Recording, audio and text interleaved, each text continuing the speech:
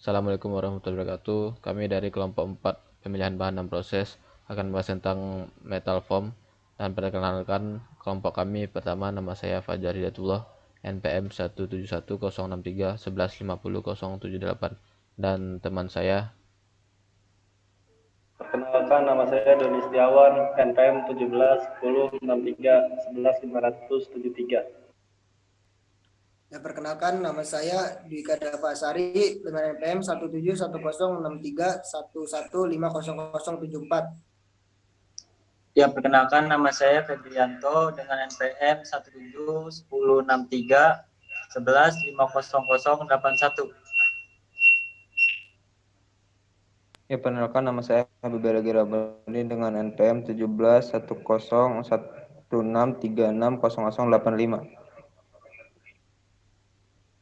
Perkenalkan, nama saya Hepni Pirnaditya, NPM 1710631150089. Perkenalkan, nama saya Muhammad Yoga Aprilani dengan NPM 17106311500104. Dan Cekidot. Assalamualaikum warahmatullahi wabarakatuh. Saya Habib Rabani ingin menjelaskan pengertian metal form.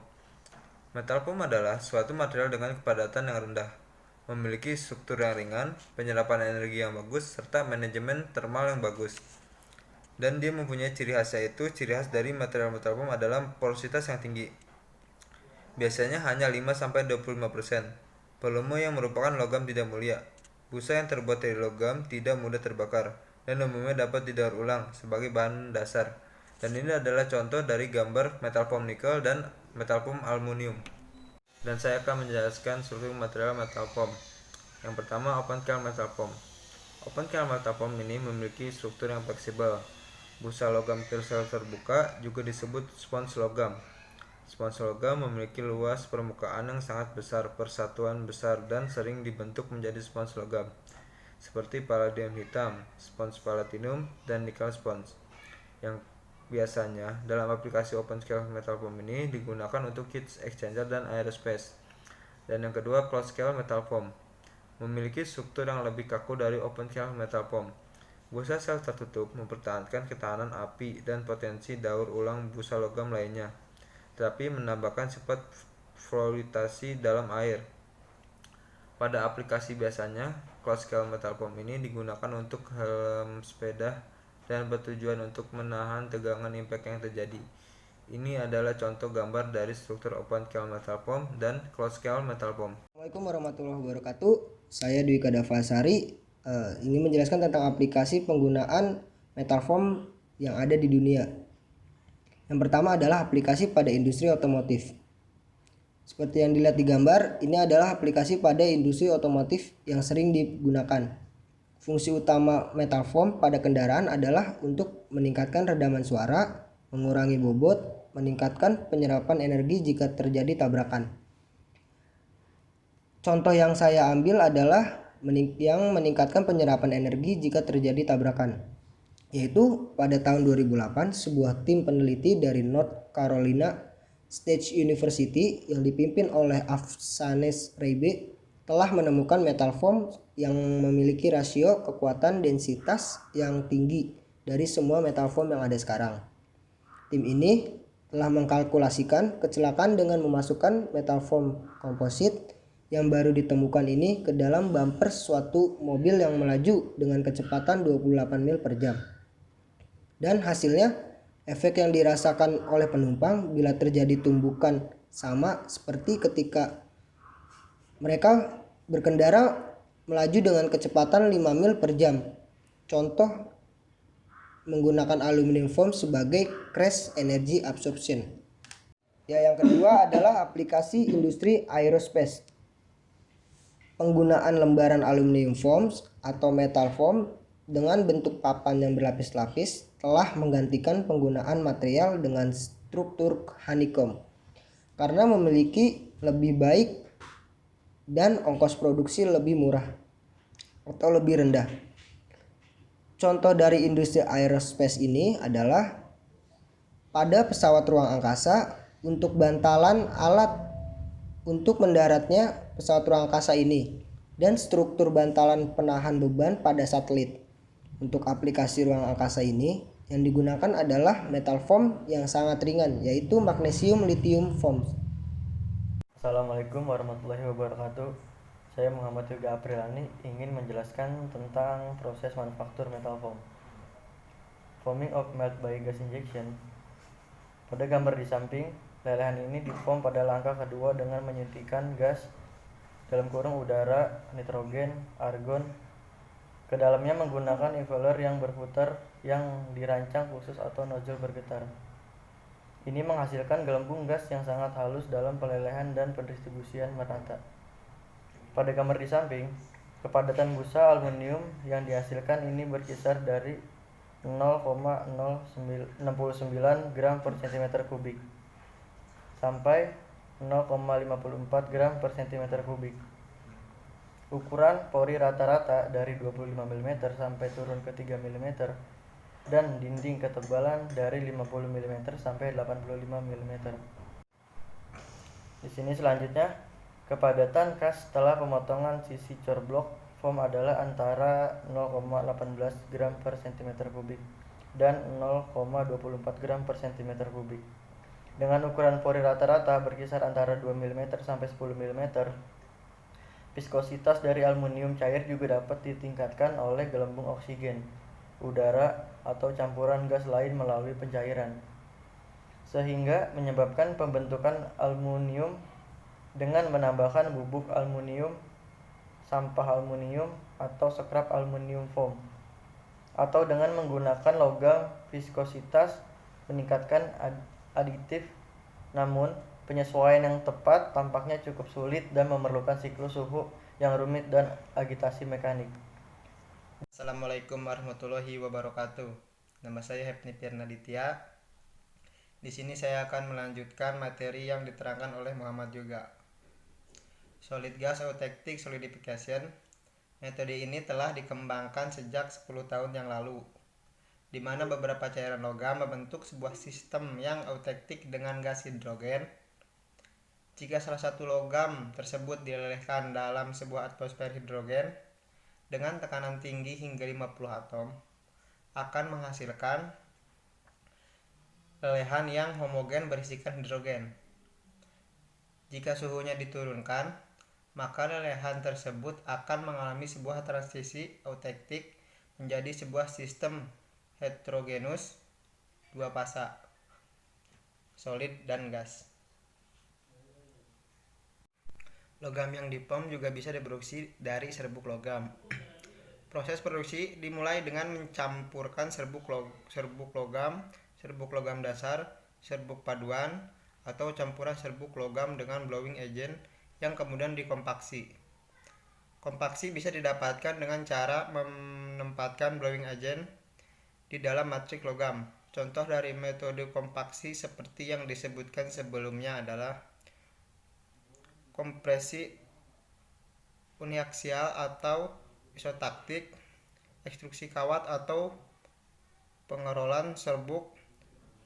Prekursor ini harus diproduksi secara hati-hati karena sisa porositas atau cacat-cacat lainnya akan menghasilkan hasil yang buruk bagi proses produksi di tahap berikutnya.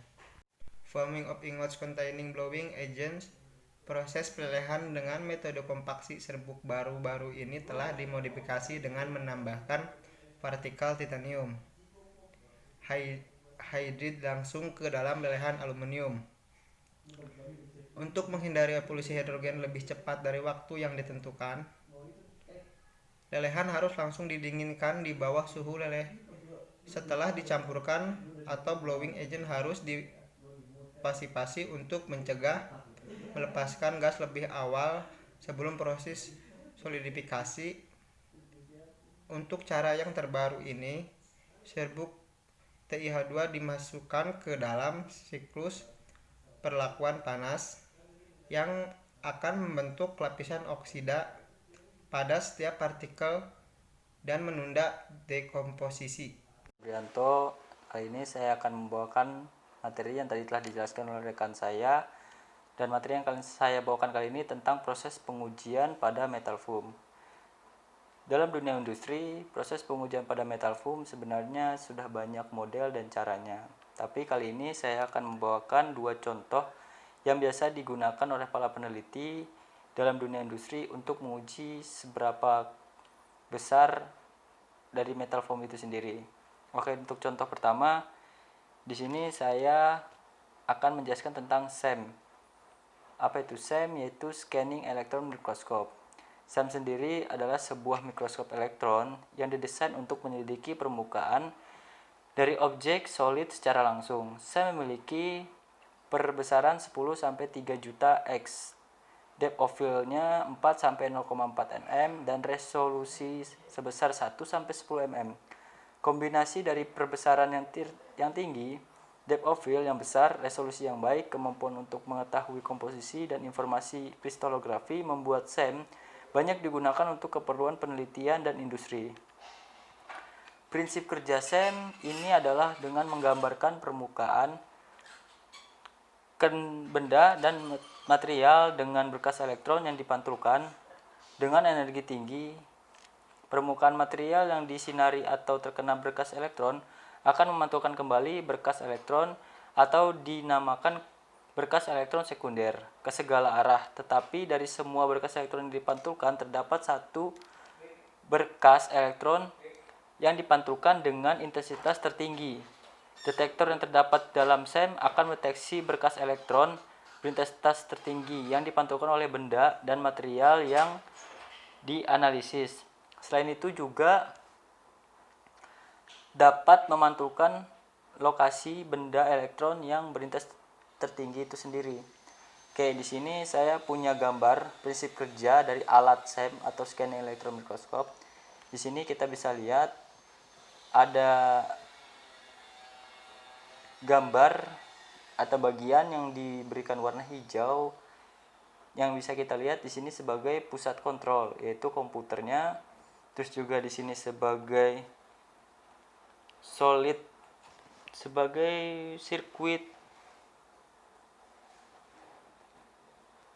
pemindaian dan foto multiple.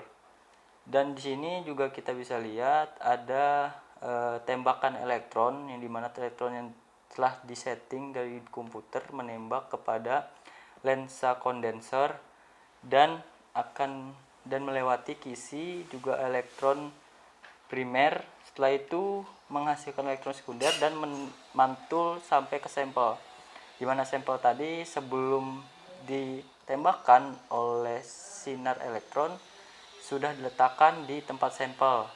Oke, sampai situ penjelasan untuk SEM sendiri. Semoga penjelasannya bisa bermanfaat. Oke, kita lanjut. Ya, di sini saya akan menjelaskan XRD, X-ray diffraction. Proses analisis menggunakan X-ray diffraction. XRD merupakan salah satu metode karakterisasi material yang paling tua dan paling sering digunakan hingga sekarang.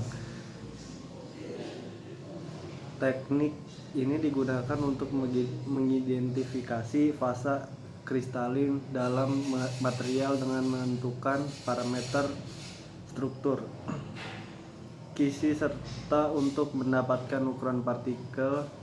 Sinar X merupakan radiasi elektromagnetik yang memiliki energi tinggi sekitar 200 eV sampai 1 MeV. Sinar X dihasilkan oleh interaksi antara berkas elektron eksternal dengan elektron pada kulit atom. Spektrum sinar X memiliki panjang gelombang sebesar 10 min akar 10 sampai dengan 5 min akar 10 newmeter.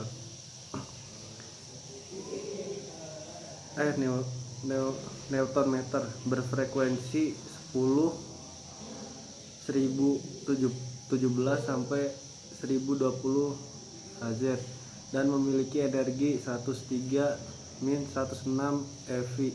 Panjang gelombang sinar Rx memiliki orde yang sama dengan jarak antar atom sehingga dapat digunakan sebagai sumber difraksi kristal.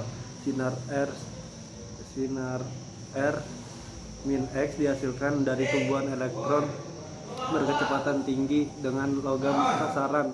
Oleh karena itu, suatu tabung sinar min X harus mempunyai suatu sumber elektron voltase tinggi dan logam sasaran. Selanjutnya, elektron-elektron yang ditumbuhkan ini mengalami pengurangan kecepatan dengan cepat dan energinya diubah menjadi foton. Sekian, terima kasih. Sekian presentasi dari kelompok 4 mengenai metal form. Semoga presentasi ini bisa menambah pengetahuan dan menambah wawasan. Amin. Sekian dan terima kasih.